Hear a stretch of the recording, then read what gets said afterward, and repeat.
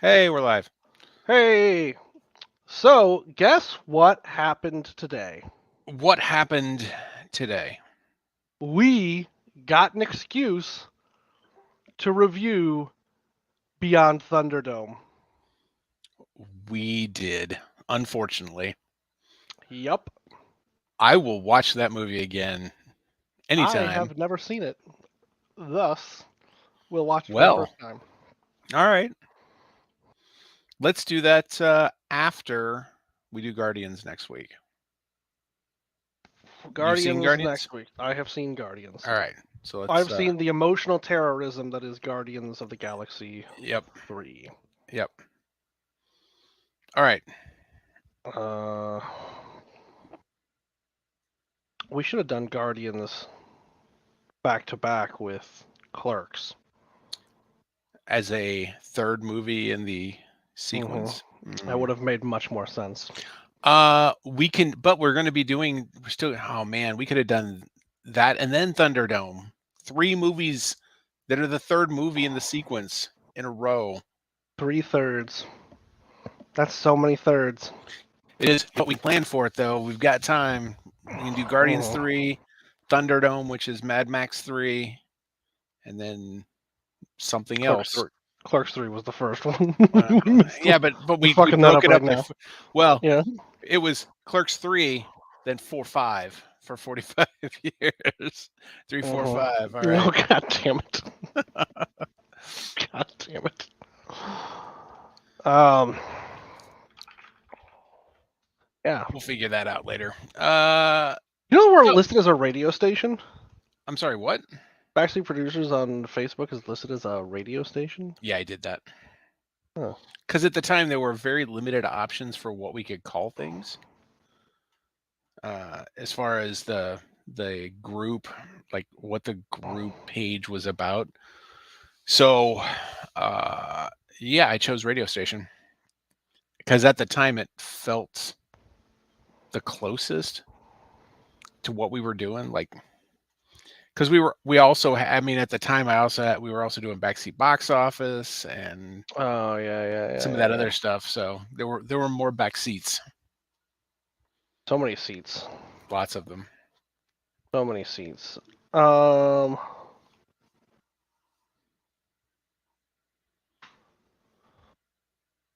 That's Was Dungeon there? Crawler Carl. Yeah. No, I had other stuff. All right. I like Dungeon Crawler, Carl. That was Good. good. You should. I had It's fun. great. I had fun with it. God damn it, donut. God damn it, Donut. That's the cleverest shit, though. Like, it was a thing he said all the time that I never thought about Yeah, until he specifically hung a lantern on it. And now every time he says it, I think about that goddamn interview and I'm like, God damn it, it Donut. was good. That was really well played because then it was like, oh man, he did say that a lot. Yeah, Mm-hmm. that was clever. Mm-hmm. There are a number of clever things about it. At first I thought like for the first hour that we were in the dungeon. Mm-hmm. So because we listened to this in audio form, I can't really say by page counts or things like that. But for like the first hour when he was in the dungeon, Mm-hmm. it felt like it was going to be a little precious about it, Yep. but it was played well enough that Yep. I really did enjoy it. I really Yep. did. It so I'm on book 5 Hmm. and it has kind of a Future Man feel to it where it's like this premise is dumb and the setup is ridiculous. This shouldn't be good. Yep. And yet, and yet, there's a lot of good stuff happening, like good, complicated stuff happening. Like there's a thing I think is going to happen based on what's happened in the first book with a character that we saw moving forward. I think things are going to happen, but this book has also surprised me a few times. Mm-hmm. So I don't know how this is going to play out. Mm-hmm. Yep. I've been surprised several times. Yeah, yeah. It's fun for that too. The Mm-hmm. surprises, like the surprise about Goddammit Donut, they felt earned, Yep. and it was unexpected in a really pleasant way. Mm-hmm. Wait, so are you done with book one? I am done with book one. Yep. Hmm. Have you started two? Not yet. Not yet. The Dungeon Anarchist's Cookbook. Yes. Yep. It's in my wish list. I just haven't gotten it yet. I had a few other books that I had downloaded that I'm kind of working my way through some of those now, Mm. and then I'll pick that back up. I don't like listening to the same thing too long. This one I could probably get through 2 or 3 books before I cap out, but like whenever I listen to a Game of Thrones book, like I need a break from Sure. Game of Thrones after listening to one of those, because Mhm. that's a Hefty. good week plus overtime of listening. Yeah. I mean, like that's a good solid week of listening the way I listen at time and a half speed in some of those books. Mm-hmm. Yeah, that's insane to me. Well, what? So I guess in some books that's not that insane to me, but in like this book that'd be insane to me, just because the production value on it's real high.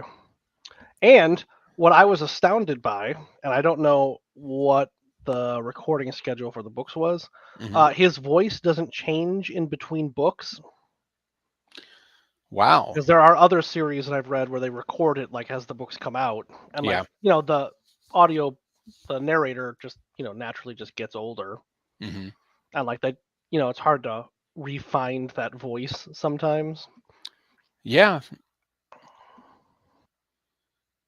That's very cool. Hmm. Now, is it the same dude reading all the voices? I think so.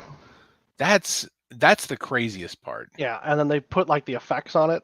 Yeah.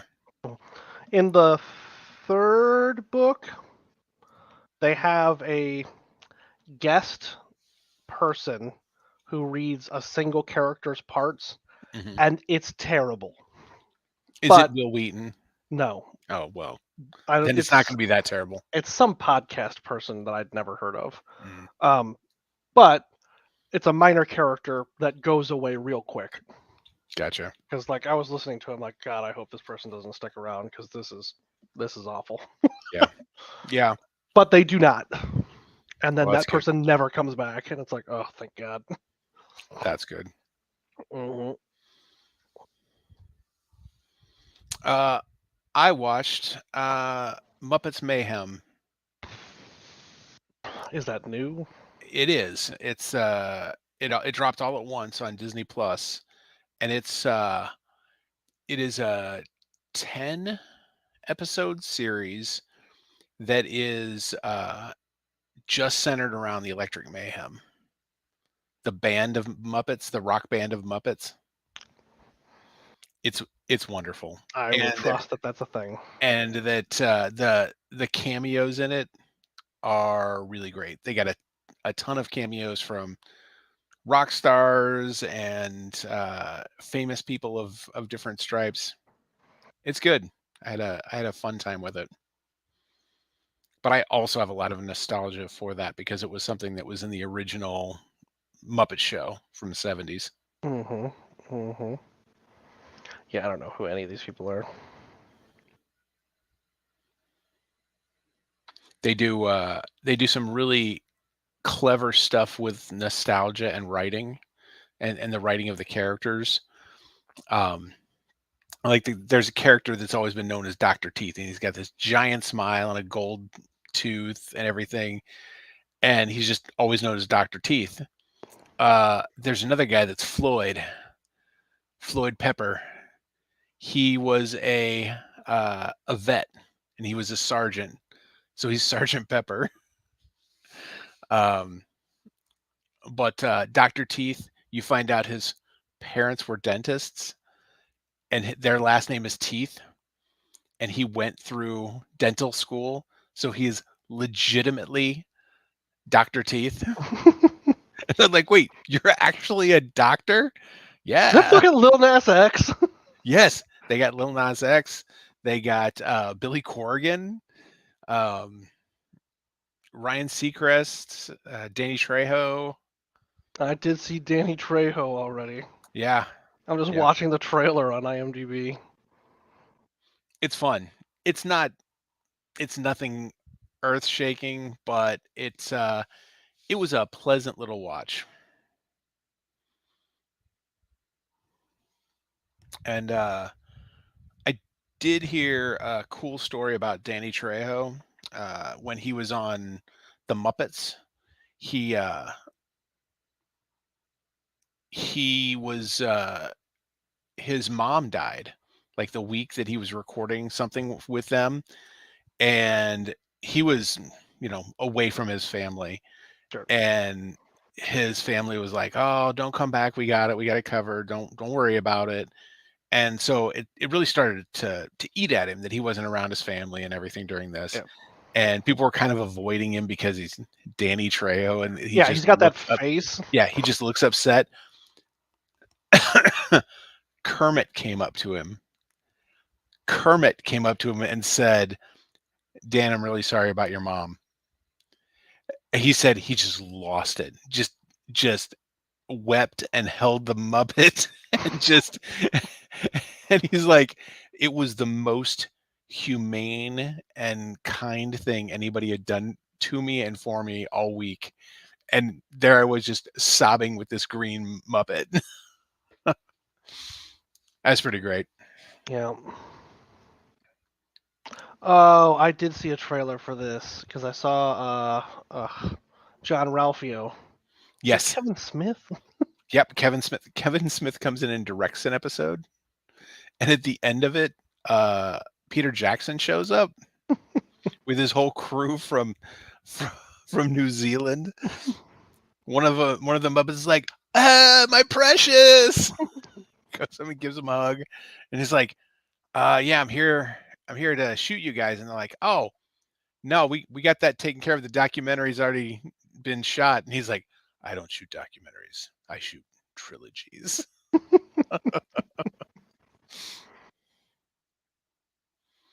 Well, maybe I'll watch it. I actually haven't watched anything lately. Yeah, I've been kind of in a bit of a slump. Well, Tears of the Kingdom came out, and I've been doing a lot of that. Oh, the new Zelda. Okay, so new is a bit of a misstatement. Okay. So Breath of the Wild came out, a million years ago, Hmm. like 5 years ago or whatever it was. That was one of the early Switch games, right? And it's gorgeous. It's huge. Like the open world, it's gorgeous. So Tears of the Kingdom comes out. It's the same world. Huh. Yeah. No, it's the same world. Mm. So new is not there's new Yeah. dungeons, and they like the big mechanic that they've got that everyone's losing their shit about is this like you've got this magic hand and you Mhm. can pick stuff up and attach it to other stuff. Yeah. So like there's these little gliders and there's these little fans and you can stick the fans on the glider and make a All right. little airplane. Sure. Well, you can do that with like I don't know, there's maybe 2-3 dozen different types of these little simple machines that you can attach and like things that twirl around. You put wheels on shit. You can make stuff like shoot fire. So naturally, people have already made dicks that shoot fire and lasers Sure. and stuff. Yeah. Why wouldn't you? But like, you can make these huge armored tank things that shoot ballistics and stuff, and like it's all supported by the physics of the like. You can do some really complicated, interesting stuff with it, That's cool. and that creative part is really cool. But, what the gameplay has you do is there's a dude all around the world who's trying to prop up these signs, Hmm. and then there's like the signs come in different shapes and shit, and you have to like figure out how to do that. So like Mm. there's just a lot of that. Yeah. So that gets old real quick. But the creative way to solve some of those problems is really fucking neat. That's cool. Really neat. All right, I gotta turn this trailer off because I've watched it like 6 times now.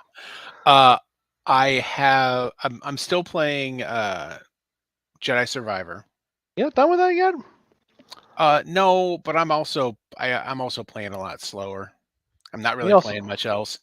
So collect a bunch of shit that I don't collect. yeah, I've been doing some of the collectible stuff, not to collect it so much as just to complete those sections of the map. Mm. I'm doing more of that, but I'm also getting a shit ton of skill points, and because some of the collectibles, you're like, oh, here's a new perk slot. Here's here's you've done enough collectibles now that now you can see um, every chest on every map that you're on. Mm. Yeah, so like the mini maps show you the chests. Yeah. I think there's another one that's going to show me other stuff after I like go through a few more things. So I am enjoying that. I did go back to Coruscant at one point. Yeah. And have you done the like the fractures where there's fractures in the force? And you basically so you go and you do like most of the time it's like a combat scenario where you're just fighting wave after wave of bad guys. And then you get something for it. I think it's Oh one of yeah, those yeah, things that yeah. Yeah, I did one like of those. yeah, they're all over the place, and some of them are just ridiculous. I got to one on Coruscant, and it was fight 2 Rancors at the same time. Yeah, pass. Yeah, no, I did one of those where it was you're just like in space and you got to leap from from like thing to thing and then like Oh yeah, leap, yeah. jump Mhm. through the green thing, double jump back onto another pipe and like jump in midair and turn around and like Yeah. I spent like 45 minutes trying to do this goddamn thing. Yep.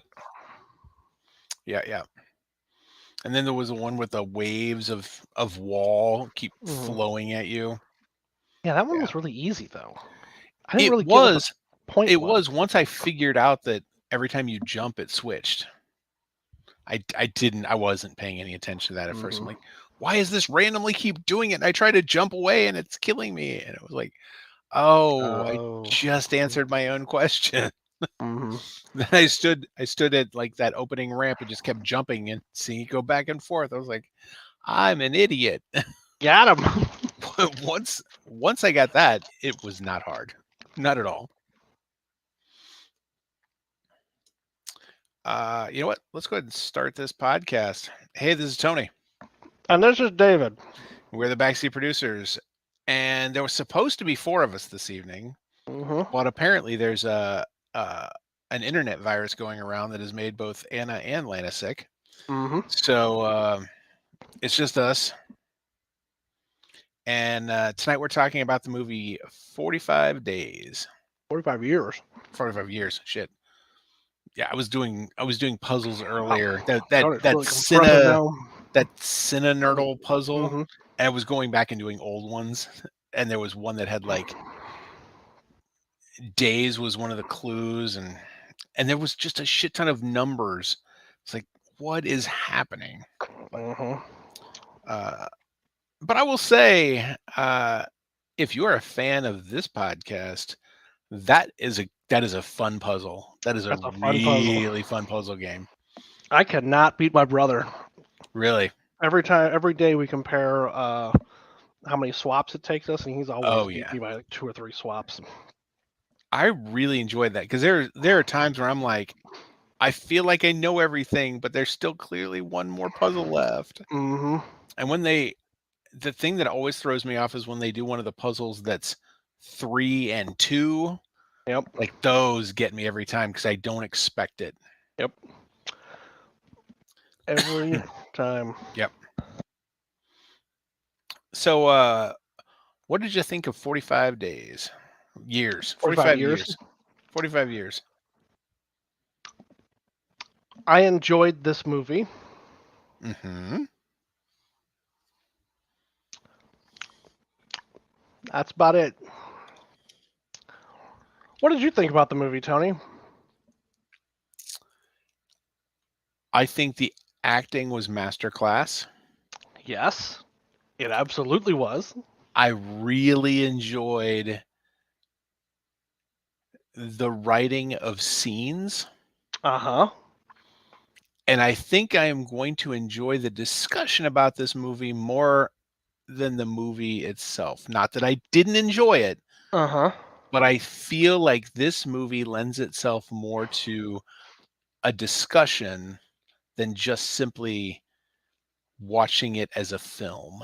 Yes, it does. So, to begin with, one, you're absolutely right. The acting is masterclass.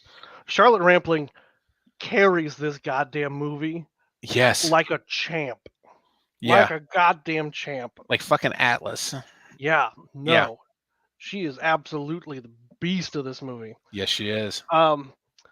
So Anna suggested this movie, and I can't remember if she told me what the premise was, or we were watching it and then like we paused it to get some pizza or something. But it was Mhm. like after the premise had established itself, Sure. Which is pretty quick. which is like 5 minutes in. And so the premise of the movie is, you know,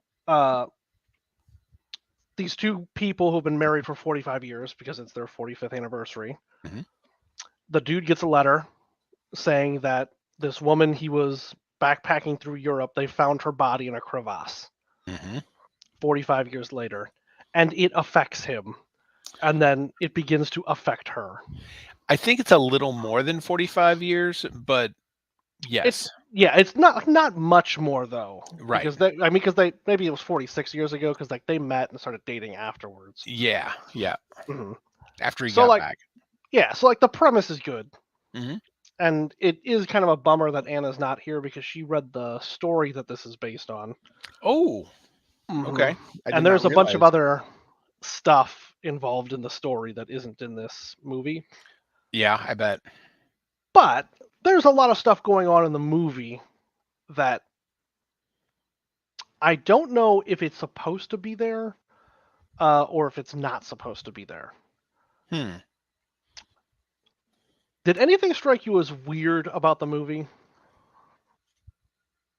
Or about, I guess about the story or the characters? Did anything like just real jump out at you? So at some point, I felt like there were things being said, or actually not said, about how they were interacting with certain people. Um, it felt like maybe Kate hmm was having some kind of cognitive issues. Really? Yeah, I kind of started like I got that vibe, and it didn't like it was just for a bit, and then it didn't play out, but it felt like it could have gone there for a while. hmm Like, um, like I noticed that for a good portion of this movie, Kate was not alone. She was seldom alone hmm hmm without someone either coming to her, picking her up, going somewhere with her, or they knew they were going to be right back and they were going and doing something. So hmm it was like one of those Kate feels like she's being gaslit or that she's jealous or like the hardest part about this movie is uh that to really discuss where you think some characters motivations are, you have to assign motivations to a to another character without really knowing what their motivation is. hmm And I the ambiguity of that is wonderful. hmm So, for me, I was the complete opposite. Oh. About midway through the movie, I was like, has Jeff gone senile? Because in most of this guy's scenes, he's incoherently inconsistent. And Mhm. like at the beginning of the movie, I thought it was, a combination of a couple things. Like he's really upset, like to be reminded of this horrible thing that happened, Yep. and like he understands that, like the dude's been married for 45 years. He knows how this game is played. Like he doesn't want to be too upset about it because, like, Right. his current wife is right fucking there. Yeah. Yeah. So like, and like he knows Katya was pregnant, Hmm. so like he doesn't want to get like he doesn't really want to get into it. But Sure. like the dude is upset, and so that's kind of what I thought like his caginess was. Hmm. But like, I agree. he starts exhibiting like in many scenes where he's talking, he's just not coherent in any way, shape, or form. Hmm.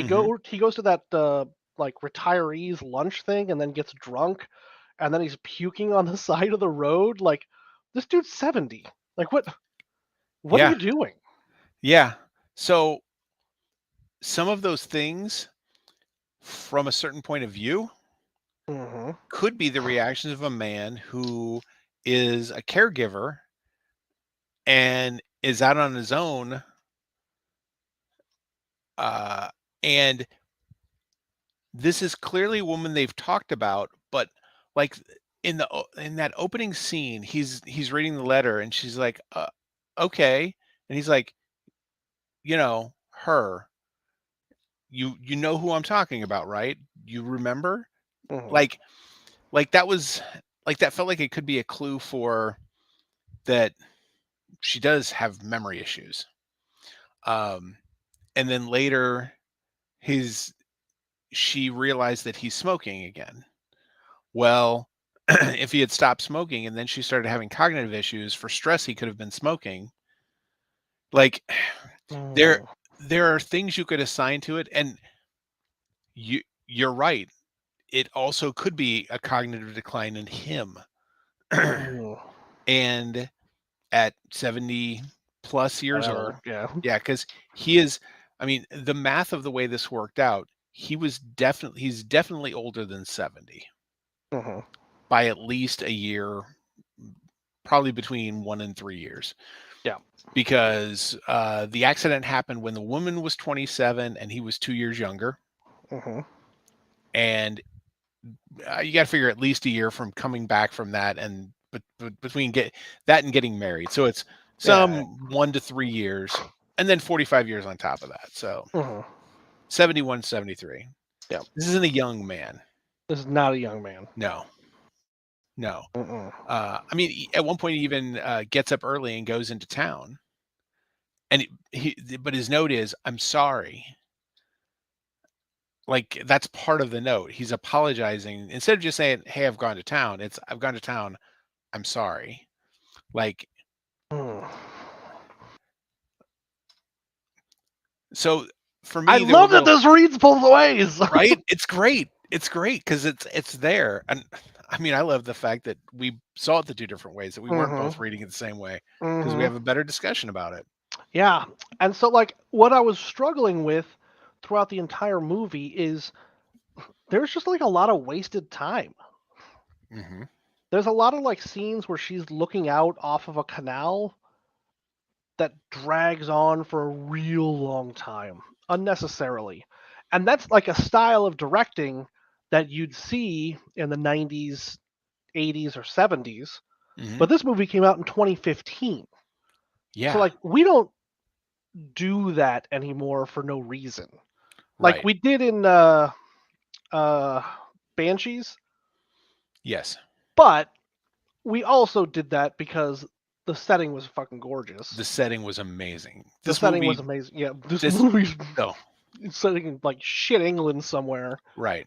Like This not movie, amazing. this movie could have been a play. There This movie wasn't would have been a much. better play.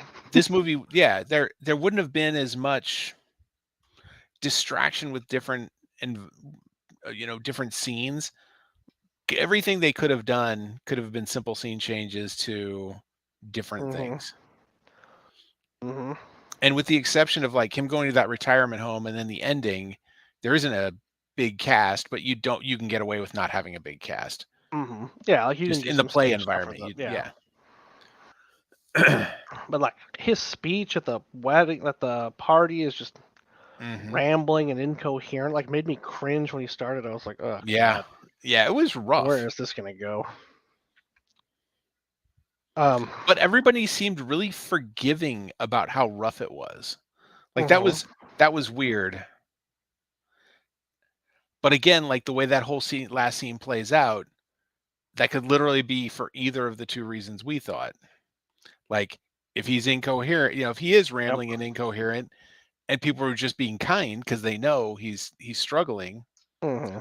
or if he's being rambling and incoherent about his wife who's in decline and everybody else knows it, Yeah. and she's not fully aware of it, you can totally see that being how it God went. damn, that's fascinating. The other thing is like there was a lot of it's not and it's not bad, but the motivations are unclear. Mm-hmm.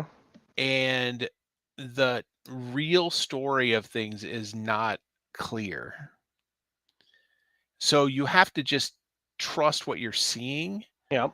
and go with that there's not more to it than that unless you're explicitly shown or told.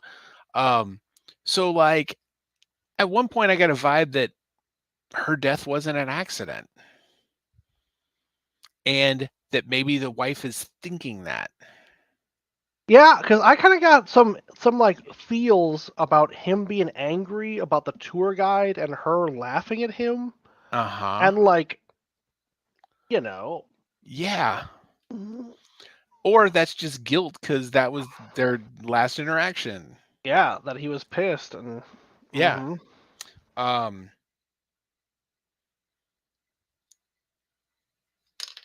the other kind of ambiguity that I saw was Kate's reactions and her motivations for the reactions.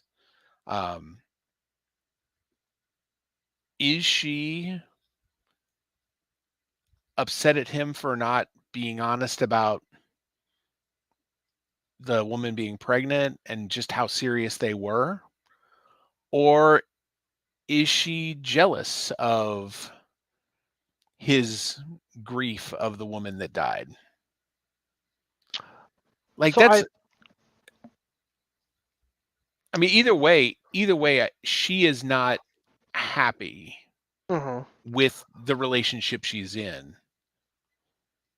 Well, so the thing is, I see where she's coming from though, Sure. because if so, like they decided not to have children, but it seemed Mhm. like he was a real strong opponent of having children.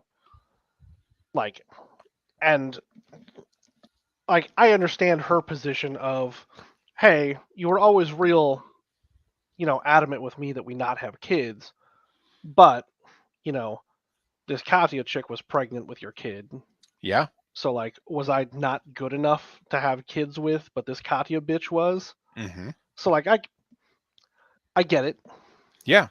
and so like at that point though, then you got to start unwinding and recontextualizing the last 45 years of this life you've spent with a person. Like, has this entire time just been one comparison to this previous relationship that he was more invested in, Mhm. that's dictated major life choices that I've had? So like, I get it, Yeah. but also as a But 70 plus old person. right. You've known about this other relationship and without the thing that the thing that struck me the most is that this relationship was in crisis before any of this happened. Because when they are confronted with all this, neither one really wants to talk about it. Or as things get revealed about it, she doesn't go to him and ask him for any information. She doesn't confront him with it at all. And even being someone who is conflict averse, that doesn't feel like you're just going to let that lie Mm, without saying, "Hey, you have your reasons, but why didn't you tell me that she was pregnant? Like, what? Why? Why is there a secret about that?" that's a completely different conversation because he could, I mean, his response could go anywhere from, well, she died, so I just want to put that all in the past, Yeah. to uh she died and she was pregnant, and that whole experience just broke me, and I can't imagine trying to have a child after something like that happened, which would be again a completely reasonable response. So all you can do is assume a position that Mhm. for what their motivation was. Well, they got into an it's weird cycle. Yeah. So like, it starts with he clearly had not told her everything about it, Oh and yeah. so she was like, "Well, that's weird." Hmm. And it's like not weird that he didn't tell her everything about it, because like he's not. I don't think personally. I don't think he's under any obligation to. Like that shit has nothing to do with her. Yep. Like I don't think that he's in an ethical or moral problem space by not saying anything about it, right? But like she can smell the weirdness on it, and it's like Hmm. it's not weird you didn't tell me, but it's getting weird because it feels weird that you just wouldn't, like, you're not engaging with it in a way that doesn't feel weird. So now that it feels weird, other stuff that wasn't weird feels weird. And Yeah. then it's like this weird escalation cycle, and you kind of get into this whole mode where it's like, oh, things have gone to shit real quick. Things have not actually gone to shit real quick. No. Things have No. felt weird, and then they're getting weirder and getting weirder, and you're kind of like stuck in this vortex because things are either escalating or de-escalating. Very rarely are they ever, they're just simmering. Right. Right. Well, and the other thing is she was also so close to so much of it for so long that subtle changes don't look all that different, but Hmm. it's only when something really rocks the boat Yeah. and there is a like a tectonic shift in how somebody acts, well, that gets noticeable. Uh huh. Oh, you're smoking again. Oh, I roll over in the middle of the night and you're not in bed and you're up in the attic watching home movies or Looking at slides or some whatever. nudes you took 45 Yeah, years ago of yeah, your dead pregnant fiance. right. Uh, it's fascinating. I really wish Lena and Anna were here to see Hmm. if they had even still different takes Hmm. on some of the motivations or um, what really was happening in the story. Yeah. So Anna read the story, Mm, and she said, I'm going to paraphrase because we talked about this weeks ago, that another major component of the book that wasn't in the movie was that it's implied that Katya is Jewish, and the time period of the book is set a couple decades before the movie, and they just happen to be crossing those mountains, around in the 40s. that changes the context considerably. So she's like, there's some stuff with that going on, and I Sure. think she said in the book that it's a little more pronounced that he's having some cognitive problems. Oh, And I was like, bam, called it. She said a bunch of stuff, but I don't think any of the other stuff proves me right. So, the no, the cognitive stuff. I definitely got that vibe early. yep. Like I kind of thought that was going to play out. Then I started thinking about, well, this movie isn't exactly straightforward. So that would be an interesting story to tell, like tell it from the point of view of someone who thinks their spouse is in cognitive decline when in fact it's them and their spouse is just trying to help them day to day. Hmm. And depending on what you're remembering or not remembering or misremembering, who do you believe? Like if a married couple walks into the walks into some or somebody walks up on them and says, "What's the situation?" and they're both very convincing without knowing anything about them other than how they're acting and how the other person is reacting. Mm-hmm. There's Yep. I don't know. Yeah. No, Yeah, I. I think this is I think this is all just part of the cleverness of the Mm-hmm. writing of this. Yeah, and the uh,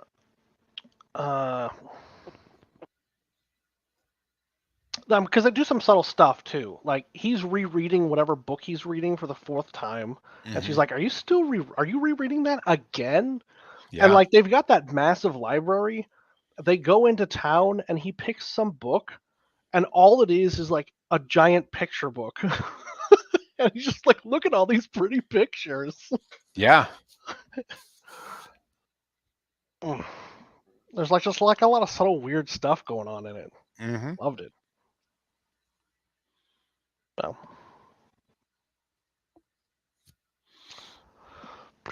was there anything else that popped out at me about this movie? Because I also do want to talk about a second movie Anna made me watch last Okay. week. All right. Um some of the way they used music in it was pretty interesting too, especially at the end. They they did something you don't normally see, and they overlaid a song specifically to watch how people are reacting. Um and like lyrically the song like spelled out really for the only time, like one of the only times in this movie, what somebody was really thinking, or perhaps like it was the first time she was listening to the song Hmm. at the end, and it like you could see how it was changing her opinion of the situation or how she was viewing the situation, and it was the song they danced to. Yep. Hmm. So like it was cleverly done. Yeah. It was also shot in I don't know some real short amount of time, which is not a surprise to me at No. all because No. there's like two locations and there's one scene with more than like three people in it. Yeah. Yeah. Yeah, that's why it did very much feel like a play Yeah, for just that reason. yeah, for sure.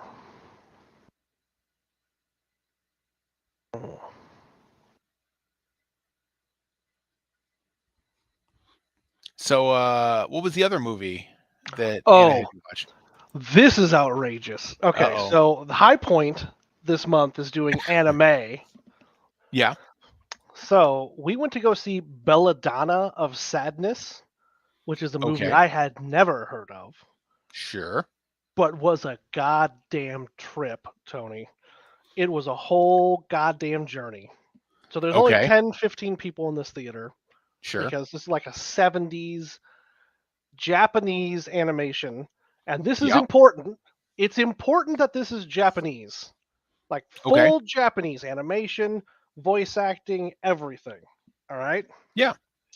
So the story, and I'm going to spoil this because there's no reason for anybody to ever go watch this movie, except for the pure blissful joy I experienced at the end of it. All Okay. right. So the story: this hot chick named Belladonna Mhm. and her husband, her fiance Jean, go to the lord of their town and are Mhm. like, "Hey, we want to get married." So the lord of this town has these like horns growing out of his head in a fashion of some kind. I'm not quite sure why. Sure. But anyway, the dude looks sinister as fuck. And he's like, okay, prima nocta time. Oh, Yeah, so it starts with that, sure. right? So she comes back the next day and like stumbles into the town, like their house, and he's like, hey, let's just put this behind us. We'll move on. We'll never talk about it again. Okay. So, spoiler, she obviously doesn't put it behind her Yeah, okay. That because it's like that tracks. a very graphic scene. Mm. Um, so then a little devil shows up. The little devil is clearly a penis. Like not I'm envisioning a penis because I want to see a penis. it is very clearly a dick. Sure. And it starts whispering to her. And then like Yeah. doing things We've to all her, had that dream. doing things to her in the night. So her husband eventually becomes like a tax collector or something, and she's getting more and more unhinged. Some other things happen, and I'm going to be real honest. The middle part of this movie loses its way a bunch. Sure. But he gets his hand cut off for some reason. She becomes like a witch or something and starts like the townspeople love her, and the Lord and the lady are like, well, we don't know why people love her. Mhm. So they eventually have her like beaten and run out of town. And so like as she's laying dying in this forest, it's big devil time. It's big Yeah. devil energy time. Sure. So he turns into a giant penis then, and then infuses her with his essence. And so then she becomes some vengeful dead spirit, goes Okay. back to the town, gives the townspeople all this stuff via magic, via a super long graphic orgy scene. And I mean weirdly graphic. At one point, a dude is bent over, and out of his butthole, rabbits are jumping. Just a bunch of weird fucking imagery. Okay, so the Lord and the lady are like, we don't know what the fuck to do about this whole new devil witch situation. Yeah. So they go to her stumped husband, and they're like, can you get her to come in? Because we just want to have some of her magic. We definitely don't want to burn her at the stake. Yeah. Okay. Mhm. So he goes out to her and he's like, you should come in. They want to like hire you on as a retainer. And she's like, do you really believe that? And he's like, yeah. And she's like, oh, buddy. Okay. So then she comes in and they, burn her at the stake. like they obviously were gonna. Sure. Um so they burn her at the stake. Every woman in the town is watching her be burned at the stake, and Mhm. then all of their faces turn into her face, and then it pulls back from this last scene to a painting of them burning Joan of Arc at the stake, and then some quote appears and it's like, and this was the beginning of the French Revolution. What the fuck is going on? I laughed so fucking hard. I was like, I didn't realize this was a 2-hour joke. Are you fucking kidding me? Why did the Japanese decide that this was such an important story to tell? Because they knew It was 50 years wild. later that you would watch this movie. It was wild. I loved every second of it. That's The movie was crazy. so fucking weird. That does sound weird. Then we Oh, had to walk through a dark alley to get back to my car, and I was like, if I turn into Batman tonight, this was all fucking worth it. oh. Belladonna, you said? Belladonna of Sadness, Belladonna of Sadness. based All right. on La Sorcellerie. I'm pretty sure. Belladonna of Sadness. I'm very sure that that's the case. 1973 Japanese adult animated art film. All right. It's real weird. That sounds like it. And I watch a lot of weird stuff. Yeah. La Sorcellerie. I don't know that I have much else to talk about. Me neither. This is a great movie, though. This was a good movie. But you're right. The acting and the writing are really fantastic. And hell, the directing, because Yep. you've got a convincingly put this story together in a way that really sells the ambiguity. And it does. Yep. The acting, the writing, the way it's shot. What are you Contractors have doing over there? the doors open all the time, so there's a bunch Oh, of flies in here, and it's just driving me ugh, crazy. ugh. And Muddy Buddy is not pulling her weight. Instead, she's getting into rooms that don't have floors and have nails exposed everywhere. Oh God. Yeah. Fly traps work. Like those fly strips, they're gross as shit, but Yep. they work. I know. Have to cool my brain down from focusing on it. Yep. All right. Let's call this a night. Yep. All right. Well, see you next week for Guardians. Oh yeah. See ya.